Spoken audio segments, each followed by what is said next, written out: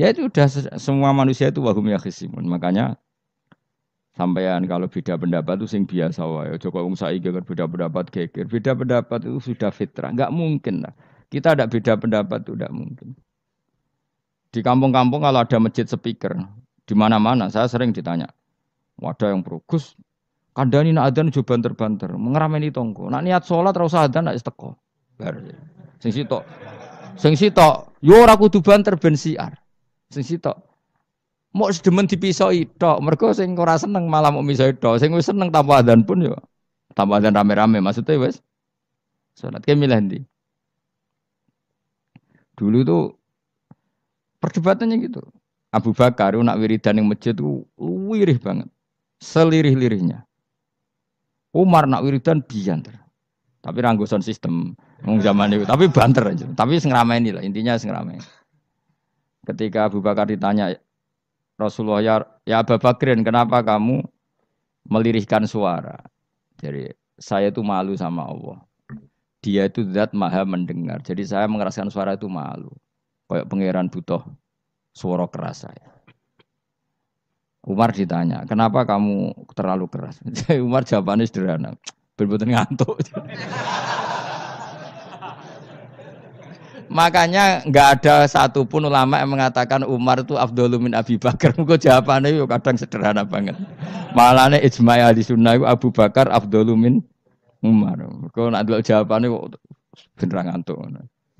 Padahal jawabannya Abu Bakar, kula nu isin kalian pangeran yang maha pendengar kok banter-banter. Rasulullah dalam banyak hal ya gitu, ketika banyak masalah itu sahabat dongo banter-banter. Nabi duka, innakum latatuna as-somma. Kamu tidak berdoa sama zat sing budek. Maka kamu enggak usah banter-banter. Jadi andai kan ada istighosah pakai sound system banter-banter itu ya perlu dipertanyakan. Lah pangeran wis krungu gegere ngono lho apa misalnya. Tapi misalnya mazhab itu kamu pakai. Terus ada pertanyaan, dangdutan saja banter. Kenapa kalimat thayyibah tidak boleh banter? Masalah meneh. Ya asal ijek donya itu masalah. Kemilah dia. Ini cerita saja. Kalau manusia itu istighosah jaluk tulung sapa? Pangeran kan? Pangeran sudah dengar tanpa sound system apa enggak? Kenapa banter-banter? Nah, tapi kalau tadi dibalik dangdutan saja banter-banter. Kenapa kalimat thayyibah tidak boleh banter-banter? Jadi manusia itu memang potensinya. Karena dalam fikihnya itu tak warai Kang, sampean ben fanatik mazhab Syafi'i. Sebenarnya Imam Syafi'i itu ya manusia, sampean bisa tidak cocok. Tapi masalahnya kan otaknya jauh. Otaknya jauh, ilmunya jauh. Sekarang saya tanya, khutbah itu syarat sahnya Jumatan orang berapa dalam mazhab Syafi'i? 40. Syaratnya orang 40 itu dengar khutbah atau imam mendengarkan khutbah? Enggak, sampean saya tanya. Imam memperdengarkan khutbah atau orang 40 dengar khutbah? Loh beda. Makanya harus ngaji itu serius. Ngaji mondok rahatam gitu. Misalnya saya jadi imam, khotib. Yang dengarkan saya orang 40. Bisa saja yang dua itu kopok. Tidak dengar memang karena kopok. Atau yang 4 omong-omongan, nggak ngurusi. Tapi imam tetap dengan suara yang pengandaiannya orang normal itu dengar. Makanya kata fikih-fikih Syafi'i, wa yajibu isma'u arba'in wa illam yasma'u fi'lan. Yang penting seorang khotib memperdengarkan suaranya yang andekan dalam keadaan normal orang 40 itu dengar. Wa illam yasma'u mersi pun hakikat mereka tidak dengar. Karena mungkin omong-omongan, ada suara mobil, bising, tidur, gosip, macam-macam.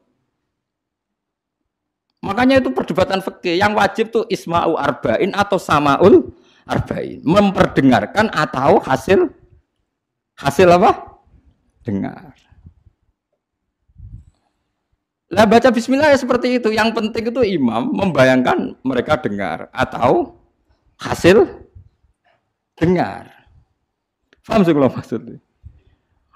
Makanya perdebatan fikih itu pasti seperti itu. Misalnya seorang guru. Sementing seorang guru atau kiai itu memahamkan. Dia sudah pakai bahasa yang baik, intonasi yang baik. Apa hakikatnya mesti Anda paham? Kan enggak juga.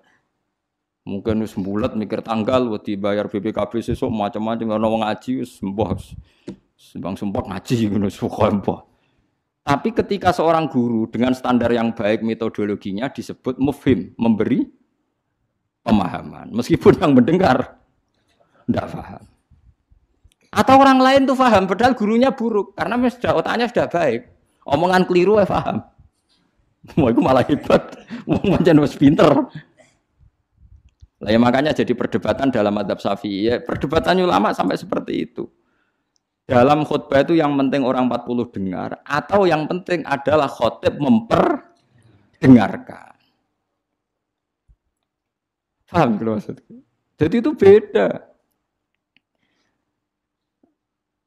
Lah ulama itu mikir sampai ngono, Kang. Ya bulet tenan, Gus. Ngono kok mbok bantah. Ngono mikire tok kono kok mbok bantah. Kowe mikir mau mikirnya berarti kandani terus mulai mikir. Wong ilmu terlambat kok mikir bantah ulama sing wis mikir lama. Mulai kalau seneng nak debat ayo ulama-ulama riyen lucu-lucu debatnya. Makanya dulu abahnya Said Muhammad itu Said Alawi itu pertama kali menangi ada mukabbirus saut, ada mik. Ya mik seperti ini. Ulama-ulama Mekah janggal. Ini sah apa ndak Jumatan dikhutbahi pamit. Karena syaratnya makmum itu mendengarkan suara khotib. Padahal dengan adanya mik suara khotib itu menjadi lirih. Kan nggak mungkin bengok-bengok sudah ada mik. Berarti yang didengarkan mereka itu suaranya mik, suaranya speaker, bukan suara khotib. Andaikan tanpa mik kan nggak terdengar. Mulai kontroversi, sah apa ndak sah?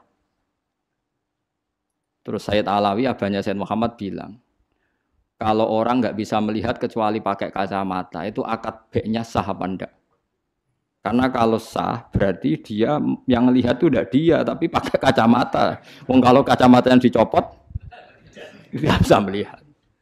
Oh ya enggak sah. Berarti enak dia jadi orang yang nggak pernah maksiat, karena melihat perempuan di mana-mana juga dianggap tidak melihat.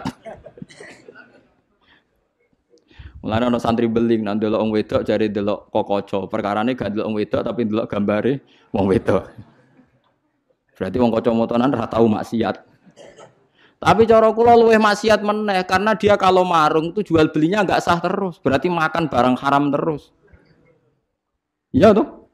Kalau orang pakai kacamata melihat perempuan enggak dosa, berarti kalau dia jual beli juga enggak sah. Berarti kalau makan haram, jual belinya enggak sah. Terus semenjak itu ulama-ulama Wahabi mulai mentoleransi, ya sudah gitu aja kok repot, sudah anggap nopo sah. Pakai kacamata gitu nopo sah. Dulu awal-awal ada teknologi itu ada perdebatan seperti itu. Terus ada perdebatan lagi. Sekarang kesunatan jawab azan apa jawab suara muadzin? Loh, siapa? Mulai bingung tuh sampai lagi orang tahu ngaji. Kalau suara muadzin sekarang ada masjid modern terutama kalau Ramadan. Mergo bilale ya ape mangan disetel wae radio. Kalau muadzine Kang radio disetel adzan niku sunatan jawab to ora? Wong gak ono muadzine. Mau rekaman adzan. Lha ora tau mikir to sampean. Ya ono kiai kados teng daerah sarang biasa, wonten adzan teng masjid napa-napa. Sing radiusnya kan 1 kilo. Ngaji diterusno. Alasannya ini tidak suara muadzin, andai kan tidak pakai speaker kita tidak dengar. Ya dianggapnya tidak dengar, tenang aja macam. Karena sekarang tuh repot kan. Tapi kalau melihat azan tuh kalimat yang sakral, mendengar kalimat sakral, misalnya, sama saya tanya, kesunatannya itu mendengarkan bacaan Quran atau mendengarkan pembaca Quran? Bacaan Quran kan, kamu yakin kan kalau rekaman Quran didengarkan sunat enggak? Sunat, padahal tidak ada yang baca. Karena yang sunat memang mendengarkan bacaan Quran, bukan pembaca, bukan mendengar pembaca Quran.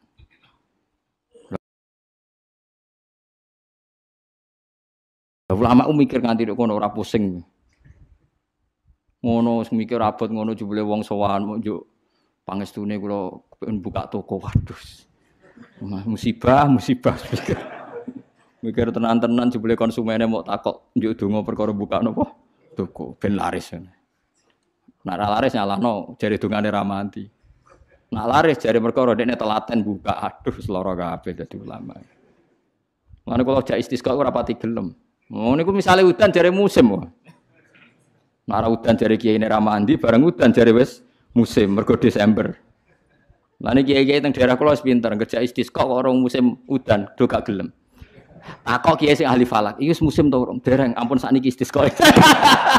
Yakin kula radio kula niku kiai dadi melok dil-dile niku dadi kulo.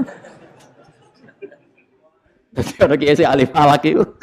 Ampun sakniki niki dereng musim. Demen isin maksudnya. Wah, kiai saiki sudah pinter Kang, sudah akeh. Lah dikritik terus ora ono sing nyalami templek, mbok dikritik tok wis atok diakali ae. Bareng wis diitung musim hujan kira-kira udane Selasa, istisqa Senin.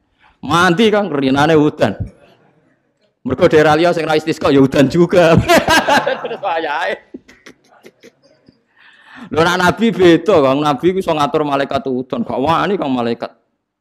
Nabi ku wong paling diwedeni malaikat sak donya. Dadi ketika nabi khutbah ana wong desa ya Rasulullah halakatil amwal donya rusak gara-gara ana udan ngene-ngene. Nabi tangannya diangkat, njuk udan malaikat bagian udan terus bingung kabeh langsung udan saat itu juga. Semua ini sapa? Nah, malaikat itu karena Nabi ngutus udan, ya udan terus sampai seminggu ora ono instruksi stop. Wah, malaikat terus repot ngadepi malaikat tuh.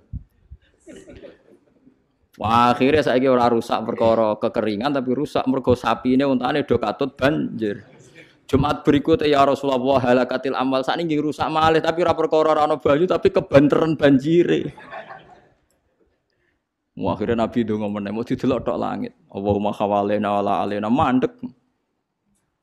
Makanya Abu Hanifah itu menolak sholat istisqa. Dia bilang ketika Nabi dulu itu tidak istisqa. Cukup sambil khutbah beliau donga. Tapi Nabi mandi kan rasa istisqa, rasa lapangan, rasa macam-macam Nabi sing so nandingi Nabi sinten. Nah, kita kan akeh-akeh ra mandi kan. Satu ilmiah sithik wae. Iki rong musim yo enteni sabar sing ngono jujur ae. Allah kagungan adat ana musim Shawaif, Rabi, Kharif. Musim piro sekawan ki nek falak ya. Iya, sekawan ki. Kharif kula ora Arabe Kharif, Rabi, Sita, Shawaif. Robi kok cara kene apa? Ora rendeng ya ora ketiga wae. Semi, ora Eropa ya ora mareng ya, mareng. Robi labo, Sita musim hujan, Soef musim ketiga. Difahami terus dadi kiai ku angel. Mulane ulama-ulama sakniki sering berdebat ngoten.